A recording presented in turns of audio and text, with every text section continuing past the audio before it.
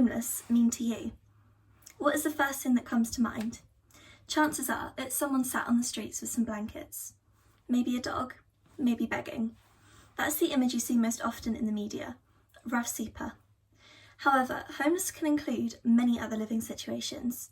For example, some people sofa surf, staying with friends for short periods of time and sleeping on their sofa or on their floor. Others might live in a squat, an abandoned property with no water or electricity that they have set up camp in. Some people are offered a place to stay, but are expected to give something back.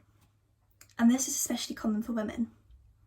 Other people might be living in hostels or bed and breakfasts, sharing bathrooms and even bedrooms with other residents.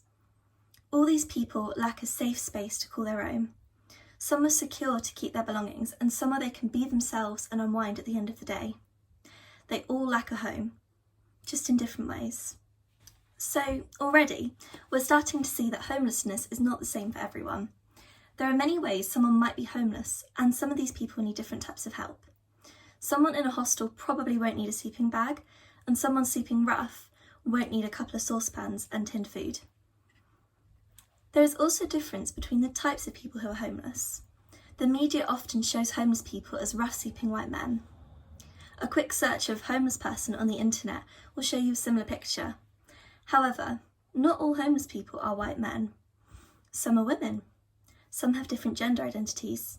Some are BAME. Some homeless people have disabilities, and some identify as LGBTQ+. These differences often play a significant role in shaping how someone comes to be homeless, their experiences of homelessness, and the types of help they need to get out of homelessness. As we start to look at the differences between people experiencing homelessness, we can start to better provide for their needs. My research looks at one particular difference: gender. So far, a lot of homeless research focuses on homeless men.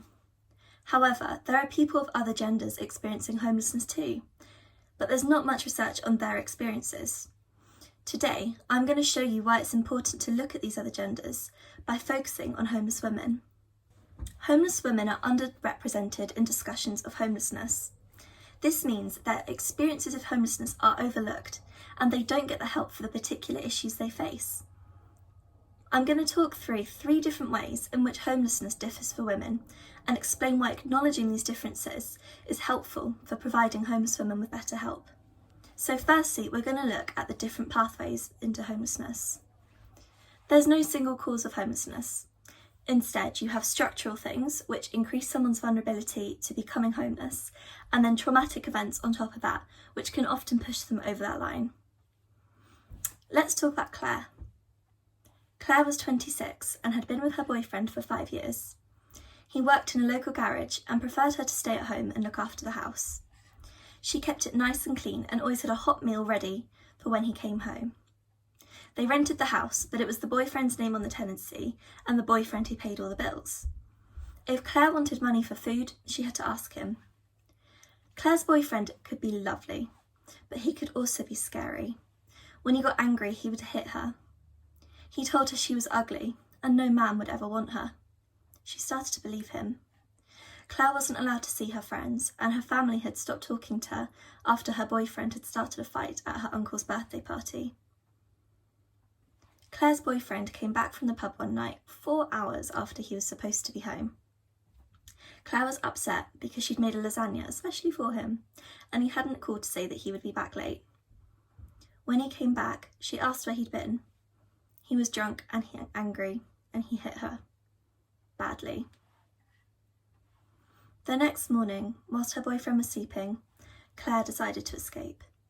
She packed a few special items, a couple of jumpers, and took £20 from his wallet. She had nowhere to go and didn't want to be anywhere near the area in case he found her. She used the £20 to get on a train and go far, far away to another city. So, from the beginning, the way that someone becomes homeless is shaped by gender. For instance, a structural cause could be that the traditional family unit puts women at an economic disadvantage. They are expected to rely on their partner's finances. The house, tenancy agreement and bills might not be in her name, and if the man walks away or she has to leave, she's left with nothing. Then there are the traumatic events which can push someone over the edge. For instance, a large proportion of homeless women are homeless because they are fleeing domestic abuse. This is different for men, whose main causes of homelessness often relate to relationship breakdowns or substance abuse. For Claire, and many other homeless women, it's often a combination of the two, being vulnerable to homelessness and then a series of traumatic events which result in them losing their home. Understanding the causes of homelessness for women can help provide more effective interventions to stop them from becoming homeless in the first place. Okay, so the second aspect of homelessness we're going to look at is, why are homeless women invisible? Homeless women are sometimes referred to as invisible. This is because we rarely see homeless women on the streets or in night shelters or day centres compared to homeless men. Why is this? Let's go back to Claire's story. When Claire got to the city, she was scared. She realised she had no idea what to do. She asked people if they could give her some money so she could stay in a hostel for the night, but they ignored her. One woman shouted at her to go away. Claire did not get enough money for the hostel. She knew homeless people sometimes slept in doorways, so that's what she did. She could not sleep. She was scared someone would steal her bag or hurt her. A man approached her at 2 a.m. and asked if she would be interested in going back to his for a good time. She said no, and he got angry and called her names. A fight broke out at 4 a.m, and Claire tried to be invisible, terrified they would try and involve her. At 5:30 a.m, a kind man and woman approached Claire. They gave her a cup of tea and told her about a homeless shelter about 15 minutes away, where she could get a hot breakfast and a bed. Claire thought this sounded nice, so she headed off. When Claire got there, it was full of men. One of them reminded her of her boyfriend. She poured herself a bowl of cereal, but it felt like everyone was looking at her. It was loud and everyone knew each other, and she didn't like it. She was happy to have a bed though. Claire wasn't allowed there during the day, so she walked around town for a bit until she was allowed in for dinner. It was a nice hot meal, but she sat alone. She felt a little bit lonely, so she went to bed. At 11 p.m, someone in her room was convinced that someone had stolen his headphones. He was shouting and threatening to hurt whoever stole them. He shouted at Claire and kicked her bag. His headphones turned out to be in his coat pocket, so he calmed down, but Claire was too scared to sleep that night. The next morning she finished her bowl of cereal and walked away. For many homeless women, night shelters and day centres can be really intimidating spaces, and so they do their best to avoid them. The dangers of sleeping rough mean that they do everything they can to avoid this too. So homeless women are more likely to sofa surf, stay with friends. If they exhaust these networks and have to sleep rough, then they will sleep in hidden spots where no one can find them. This sadly includes people who want to help. As a result, the invisibility of homeless women not only means they don't get the help that they need, but if local authorities and services don't know these women exist, then they cannot include them in their estimations of homelessness. All of this means that many homeless women are not picked up by service providers and local authorities, and the numbers are underestimated. Understanding the invisible nature of homeless women can help us to better cater for their needs in service provision. So far, we have seen that the pathways into homelessness are different for women, and the ways women might be homeless are different too. I now want to talk about the different needs homeless women have compared to men, acknowledging and accounting for these needs that means we can best help homeless women.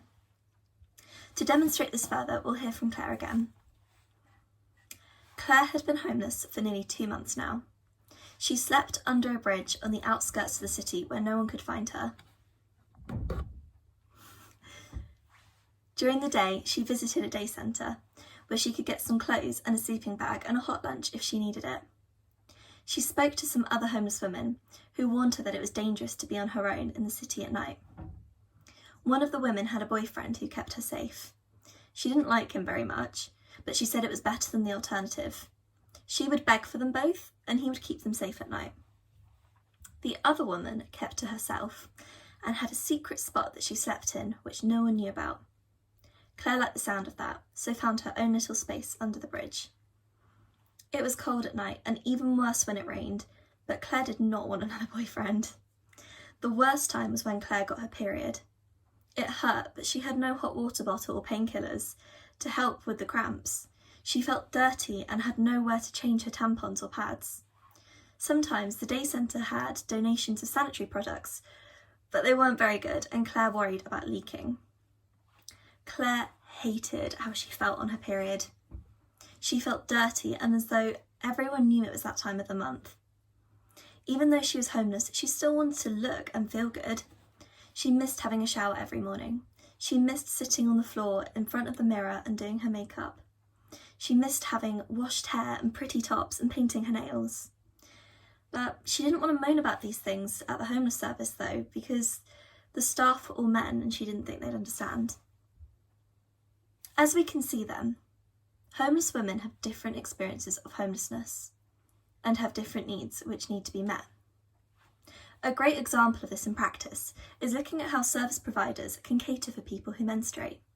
A report by Vora demonstrated that homeless women find it uncomfortable asking for sanitary products and that a variety of products were needed to accommodate different women's menstrual needs. Most women have a type of product that they prefer, absorbency level, pads, tampons, different brands, etc. Homeless women get what they can afford, which is often lower quality products, or whatever's available to them, which might not be something that works for their body. This knowledge is useful for service providers who want to know how they can better help homeless women. So, an example is that there is a service in Exeter, which is a basket filled with sanitary products, and it's just there for people to take as needed, rather than women having to find a member of staff and going through the awkwardness of asking for that. They don't need to stockpile them because they're always there the next day, and the service provides a range of brands and types of products. This is mostly from the service, but they also have a lot of public donations which enables them to provide this range of products. It works really well and is a great demonstration on what a gendered approach to homelessness service provision looks like. This small adjustment makes a huge difference for homeless women and makes one challenge of homelessness just that little bit easier. So, why is this important now? And why is this important for you? Firstly, homelessness in the UK is getting worse. The numbers of rough sleepers have increased over the years, with around 4,200 people estimated to be sleeping rough. Yet, as the country went into a lockdown and many homeless people were put into hotels, the number was at around 15,000. This does not take into account the numbers of people sofa surfing, sleeping in hidden spaces, living in squats, hostels, hotels, bed and breakfasts, or other ways of being homeless. So, homelessness is a big problem, and one which is getting increasingly important to address. Secondly, the COVID-19 pandemic has had huge impacts on the services providing support to homeless people. Lots of day centres have shut, and these are normally spaces where people could normally go and access a shower, clothes, sleeping bag, food, menstrual products, as well as providing places for people to charge their phone or to get hold of a computer so they can check their emails or other important things. So now is an important time for us to stand together to support homeless people and the services that help them, and to make sure that when we help homeless people, that help includes homeless women. And in order to provide the best support, we need to take a gendered approach. Let's go back to Claire's story. Claire was sitting in the day centre one day when a woman she hadn't met before came up to her. She introduced herself as Leah, the new caseworker. She was there to work especially with homeless women, as sometimes it's easier to talk to another woman about some things. Claire liked the sound of that. Leah and Claire slept somewhere private, and Claire told Leah her story. She explained that she slept under a bridge and that she would rather sit in the freezing cold rain than go back to that scary night shelter. Leah understood. She had another idea though. What about the women's shelter? It was only women there, and Claire could have access to a kitchen to cook her own food. Claire liked the idea of this a lot. Within 2 weeks, Claire was in the women's shelter. She made friends with a girl next door called Maisie. They cooked and ate dinner together and watched movies in the shared lounge. Claire was feeling much better. The permanent cold she had from sleeping rough started to go. She had a shower and did her hair and makeup every morning. She started wearing clothes that made her feel good, rather than just layering up on anything that kept her warm. Claire kept working with Leah, who helped her work through some of her issues. Leah said that if Claire kept up this good work, they could start looking at getting her a small flat of her own. Things were finally looking up for Claire. This is a happy ending. This is the ending homeless women deserve. This is sadly not the ending many homeless women get.